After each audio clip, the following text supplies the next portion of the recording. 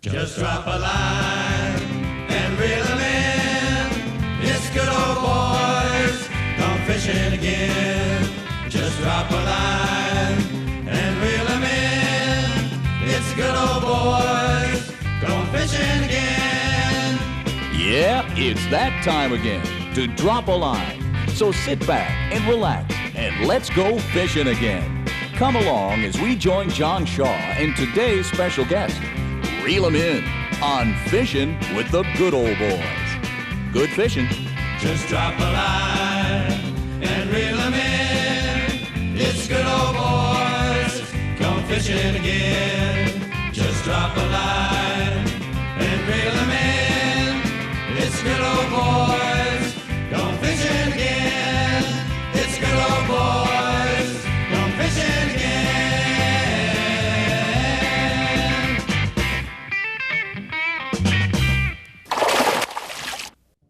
Good morning, folks. I'm John Shaw, and I'm an excited kind of guy today at San Carlos Indian Reservation at the beautiful Takalai Lake, where there's some beautiful trophy bass we're going after today.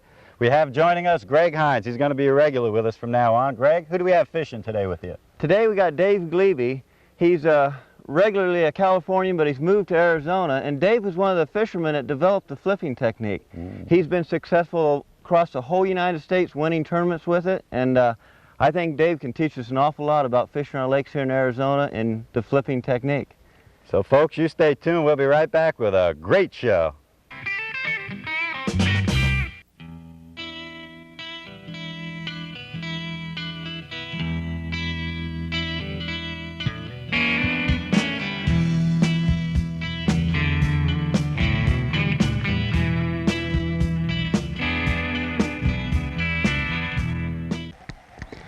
You know, Dave, a lot of times people come to the lake and they don't really know how to find fish or where to start and stuff. So today, why don't you go through your process of when you're coming to a new lake, how do you find fish? Where do we start at? Well, the first thing I do on a new lake like this is when I get out on the water, I first check to see what depth the bait is at on this 4ID.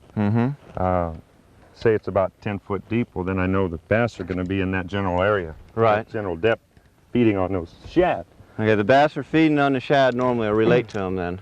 Yes. And so that depth range, okay. Right. Well, And, what about colors or lures? Where do we start on that spectrum? well, if they're feeding on shad, you want a shad type lure, right? Uh-huh. Okay, first thing I do is take a color selector. I've always wondered about those What and were how the much thing you you rely on them or what? Oh, I rely on them totally. It's got 3 color bands, muddy, stain, and clear. And this water here, you can see it down, see this probe down there about 3 feet, so it's stained water. So I just use this middle dial. I turn this thing on. It says purple, green, and chartreuse. Chartreuse is a fluorescent band. Uh-huh. Now as I lower this thing down, we'll get it down here about 10 feet. These cords are marked. There, that's about 10 foot, and it's showing red. Red. So at that depth we want to use red. So what I would use is probably a garland skirt and double tail and smoke red flake. Okay. And that's the color that the bass can best see in that depth of water. Okay. You can still catch fish on other colors, but you'll catch more fish on the right color. Okay, well that sure gives us a place to start. We got the depth, we're going to fish around 10 feet, and we should use something with red in it then. So I see you got a lizard there, has a little bit of sort of red and blue in it. Reddish and blue. I think I'm going to dig through my box and see if I can find a red bait, and I'll throw that a little bit. All right. Okay. I think what we'll try first, though, is up a little shallower into the purples and chartreuses and see if we can flip some bass off of these tulies, because they're producing oxygen with this sun. Okay, okay, let's explain that a little bit to me as far as the oxygen. Well, during the night, green vegetation takes oxygen out of the water. And then during the day, as the sun is on it, it causes photosynthesis and the plants produce oxygen, and then the fish will move in shallow. Usually the crawdads and perch will be active on the shoreline there. Yeah, I noticed a lot of fish on the shoreline when we launched there. Yeah. And so that's what they're doing up in that rich oxygen zone feeding in. That's right, and as it gets hotter, like this water here is is over 80 degrees. Uh-huh. So there isn't going to be hardly any oxygen below 2 feet until you get to the thermocline.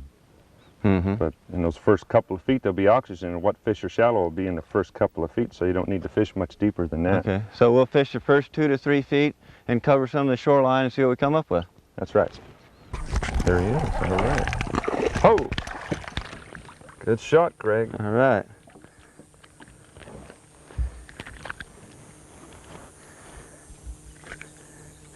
Nice little chunky bass. Boy, you're sitting right up underneath that little two leaves there. Yeah, that's good shade, so they can run out and hit something that comes by like that worm. Good spot to hide. You know, Dave, since we've chosen to fish shallow here for a couple hours, why don't you explain to the people what your favorite technique is and how to do it? Well, one of my favorite techniques, not the favorite now. Okay. All these techniques are just tools, you know, like a carpenter's got all hammers and saws and Yeah. wrenches. And, but flipping is one of my favorites. What we're doing here is fishing real shallow. One reason is because the water is so hot. It's what did it say on there? Yes. I think it's 82 degrees. 82 degrees. Yeah. Well, when you get that hot, there's not much oxygen below 2 or 3 feet. Uh-huh. So what fish are shallow will be on this green cover because it's producing oxygen during the day Uh-huh. when the sun's on it through photosynthesis. And anything below 3 feet is, you might as well forget it because there's not enough oxygen to hold the fish there, and they're going to be in a deeper bunch of water than this. Sort of deeper water where it's a little bit more dark and a little bit better oxygen for them. Well, go through quickly how we do flip. You know, it looks real easy here, but how much line, what equipment we need? Well, what I use is a quantum flipping rod. Mm-hmm. It's 7.5 foot long, and it's pretty stout in the tip for a quick set. For a quick set on those fish, so you can get them out of cover real quick. Well, what size line do you use, David? The size line I use is probably 25 most of the 25. time. Sometimes I use 20, sometimes 30-pound test, depending on the cover and the size fish I'm into. Right. Do you ever use real light line at all? Yeah, I do. Do you? I do a lot of flipping in, well, during the pre-spring or even in the wintertime with 8, 10, 12-pound test and gitsits. Uh-huh. But the only thing with that is that you have to regulate your set so you don't break the line on the jerk. Right. That has to be quite a trick there. Yeah, it is, but using real fine wire hooks, you don't have that much problem of hooking the fish because they go in a lot easier than these heavy hooks. Well, let's show the people the exact motion we're using. And one of my things that I see a lot of people do and I've had problems with is how much line do you start with, Dave? Well, you know, sometimes I get too much line, I'm here and I'm all tangled up. Where's the starting point? Well, the starting point is to hold this line like this, let it run on your finger. Uh-huh.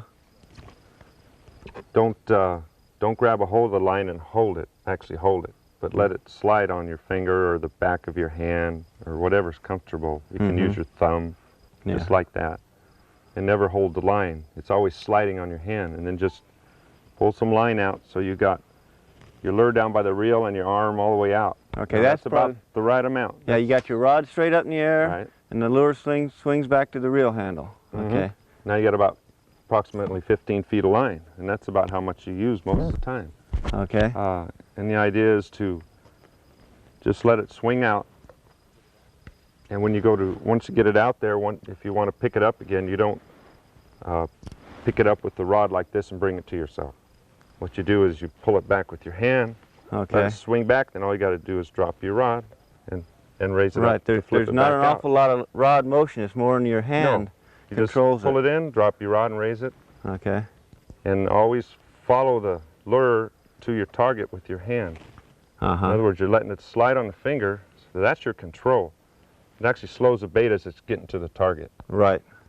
How important is that nice soft entry, Dave? Is that? When you're fishing real shallow, it's real important to have a nice soft entry so you don't spook the fish to where it's going to take them too much time to make up their mind if they want to hit your bait or not. Right. By that time, you've got it out of there. Okay. So what you want to do is have a real soft entry, but there are times when fish are really, really active and you need to make a big splash. Just throw it up in the air and let it fall. And they'll have it just like that. So that's just actually part of the pattern. The presentation is part of the pattern. Yeah, there's a lot of different patterns in that. Sometimes you want to use extremely heavy weight for your bait to sink real fast, like in the hotter weather. Okay. Something I've noticed, Dave, that I see you do here is every time you make your flip, you're coming all the way back with your hand. That's is that right. the right technique there? I see people if you go like this and you hold the line, you're at a disadvantage right there. Okay. For one thing, you got too much line out. In other words, if you were to set the hook, you'd have your rod way up here. But if you set the hook holding the line, there's too much rod out there and too much leverage on one arm. And you could actually jerk the rod out of my hand by doing it with one arm like this. But you can't set the hook as hard, and besides that, you may cut your line on the reel because you tend to pull on it at the same time. Right. Your line's cutting back across your reel. That's right. And you may lose a nice fish that way. Yeah, I think that's a very important part of flipping right there. So what you want to do is just follow it all the way to the rod, and you're ready when it hits the water, and you just lower it down. Just like that. And then if you have this type of reel, this is a Quantum Pro 2 reel, and it's got a thumb bar. You can cast with it. It's got a free spool like any other reel. You can flip this little dial right here, and every time you let go of the thumb bar, it engages. So that's what they call the flipping feature, right? That's the flipping feature. And now if you want to flip a tree like this right here, say it's 10 feet of water and you don't know what depth the fish is going to be at, and you get up close enough where you got a lot of control, and you let it go down, and then it's too far to the bottom, so you push the button until it hits the bottom.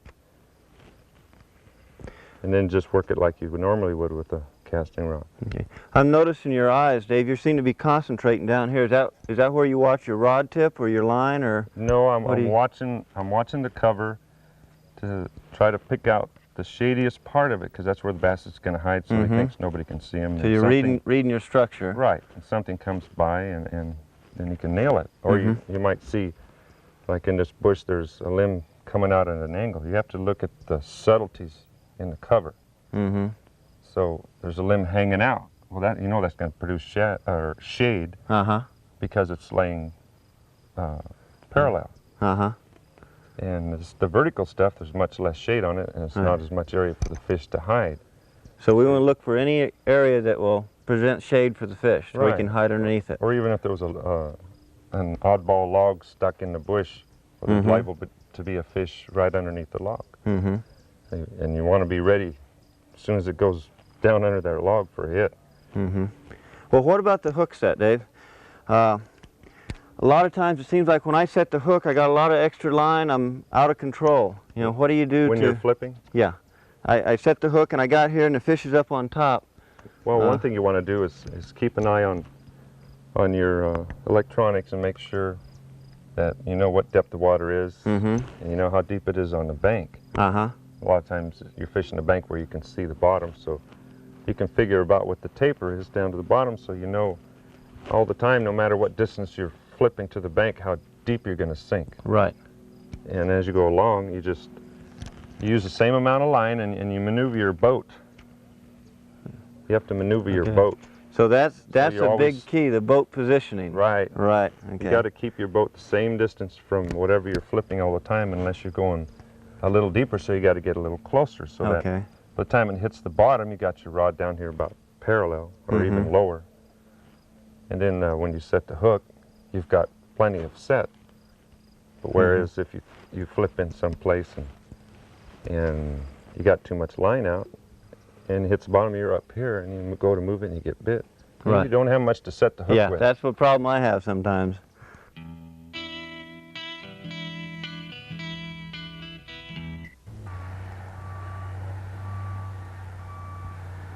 Hi, I'm Greg Hines with this week's fishing tip. A lot of you might not have learned to cast these bait casting reels, and so I'm going to teach you a little bit about how I started out with them. The hardest thing is when they overspin on you. In fishing, we call that a professional overrun. To the average fisherman, it's a backlash. I'll try to teach you how not to do that. The way I recommend starting is to tighten down your casting drag real tight to where the line will hardly come out. It just barely comes out. That way you're going to be able to cast and you're not going to get the backlash. As you get better and better and more comfortable casting, I loosen it up. And the proper adjustment should be where it just goes down by itself real slow. Just back it off a little bit where the bait just falls, just about like that. And that should be about the proper adjustment for your cast.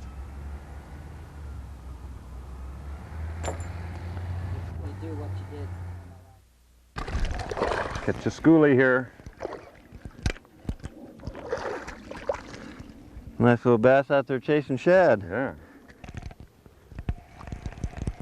You know, there's a lot of trees in here to fish, Greg, but like the one you just caught that fish out of, now it's on a point, and the other fish was on a point inside a cove, so I think we need to concentrate on points. Now that's the way we find patterns. Well, is that pretty typical this time of year that the fish will sort of school up like that and get on points feeding on shad? Normally more so when the water's falling, but there's a lot of times you can find them on point schooled up like that. And if you don't have any electronics in your boat to where you can tell how deep it is, that's the one place you can always find fish is on points. So that's one of the definitions if you're going to a new lake, just to always fish the points then. That's right. Every point's different. As far as how steep it is or how long it is or how far out it goes, what side of the lake it's on. There's a lot of variables in it. People lose fish at the boat when they try to deadlift them in the boat. Best way to do it is to get the fish under control and just, just pull them around in a figure eight. Don't force him, but kind of lead him. Just lead the fish. You got him hooked by the nose so you can lead him around pretty easy. Right, and then once you got him coming towards the boat with his own swimming ability, you just help him up, just like that, and there's no strain on the tackle, the rod, the line, nothing. Okay, that's a good point there. Whew, that thing fought good. Boy, when you set on that fish, I thought it was a 3 or 4 pound fish at least. I didn't know if he had me or I had him. In good shape, looks good. There we go. That hook worked good.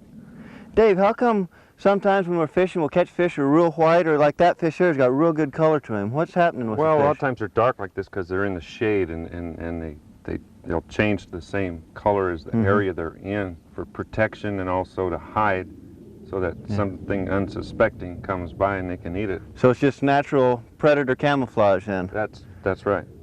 That's interesting.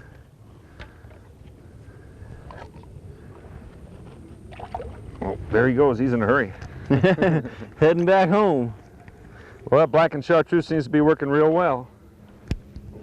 These are kind of available here. Seems to be the color of the day.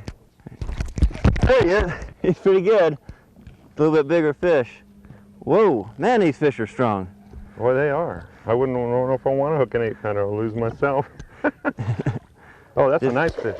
Just swing him up there. Yeah. That's beautiful. Nice chunky bass. Well, we just ran over that spot 3 times with the boat, and I just dragging it right underneath the boat, and you go, whoa. Maybe we need to shake the trees. Wake them up a little bit. They think these are woodworms coming out. He headed right back down in there. You know, Dave, does that ever bother the fish, releasing them back into the school like that? I think it might a little bit, but if it were smallmouth, yes, it would spook them all right away. Especially if the fish is bleeding it all from the outside of the body rather than inside. So the blood spooks them, huh? Yeah, well, the minute the blood hits water, they're gone. Yeah, you released that first one right back in that same spot, and I caught that one right out of there again. Maybe he said, go ahead and try it. It's a heck of a good joyride. Let's tear their tackle up. He even turned into a movie star here. Well, one other unique feature about this area here is that those trees on the back side of these in front of us here are barely sticking out of the water, and what you have over there is 20, 30 feet of water. Out here in these trees, you notice how much taller they are. Well, that's how much shallower it is here. They're telling you that there's a hump on the bottom here. Yeah, just actually a hump here in the bottom. Yeah, and the fish are relating to this hump. Come on, keep away from those limbs. Oh, look at those boils come up. That is a nice fish right there. Hey, we got a good nice one here. Ho!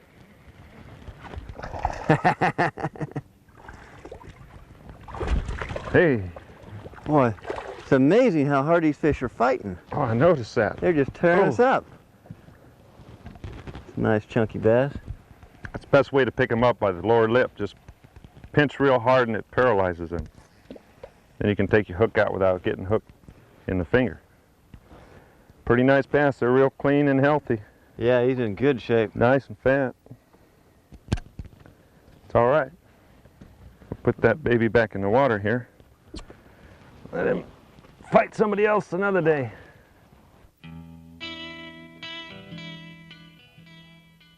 Something I wanted to show you this week is how to tie a simple, easy knot. What I use is a Palomar knot. I use it on all my baits. You simply double your line, run it through the eye of the bait. An overhand knot. You take that loop from the overhand knot and swing your bait through it. Okay? You start to pull it down, wet it where it slides down nice and easy, and that's the knot. That's all there is to it. Very quick, simple, easy knot.